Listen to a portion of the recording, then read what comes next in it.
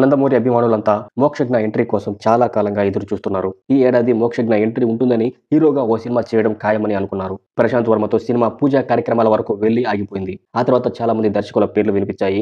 బాలకృష్ణని స్వయంగా మోక్షజ్ఞని లాంచ్ చేస్తారని, ఆదిత్య 369 సీక్వెల్ లో మోక్షజ్ఞ కనిపిస్తారని ప్రచారం జరిగింది. అయితే ఇప్పుడు మరో అప్డేట్ వచ్చింది. మోక్షజ్ఞ ఎంట్రీ ప్రశాంత్ వర్మ సినిమాతోనేనని, అయితే అందుకోసం ఇంకొంత సమయం ఎదురు చూడాలని తెలుస్తోంది. ప్రశాంత్ వర్మ ప్రస్తుతం జై హనుమాన్ పనుల్లో ఉన్నాడు. అతి త్వరలోనే ఈ ప్రాజెక్టు పట్టాలెక్కబోతోంది. జై హనుమాన్ ముగిసిన తర్వాత మోక్షజ్ఞ సినిమాని మొదలు పెడతారట ప్రశాంత్ వర్మ. ఇందుకు బాలకృష్ణ కూడా అంగీకారం తెలిపారని సమాచారం. ఈలోగా మోక్షజ్ఞ నటన, తదితర విభాగాల్లో మరింత బాగా శిక్షణ తీసుకుంటాడని తెలుస్తోంది. మోక్షజ్ఞ తొలి సినిమా ప్రశాంత్ వర్మతోనే అని, అందుకు ఆలస్యమైనా పర్వాలేదని బాలయ్య భావిస్తున్నాడని ఇన్సైడ్ వర్గాలు చెబుతున్నాయి. అయితే జై హనుమాన్ చాలా పెద్ద ప్రాజెక్టు. పాన్ ఇండియా స్థాయిలో తెరకెక్కిస్తారు. కాంతార 2 పూర్తయితే కానీ రిషబ్ శెట్టి ఈ సినిమాకు డేట్లు ఇవ్వలేరు. అంతకంటే ముందే ఈ సినిమా పట్టాలెక్కించాలని, ఆ తర్వాత రిషబ్ జాయిన్ అయ్యేలా ప్రణాళికలు రూపొందిస్తున్నాడు ప్రశాంత్ వర్మ. ఎలా కాదన్నా 2025 మొత్తం జై హనుమాన్తోనే సరిపోతుంది. అంటే మోక్షజ్ఞ ఎంట్రీ కోసం మరో ఏడాది ఆగాల్సిందేనమాట.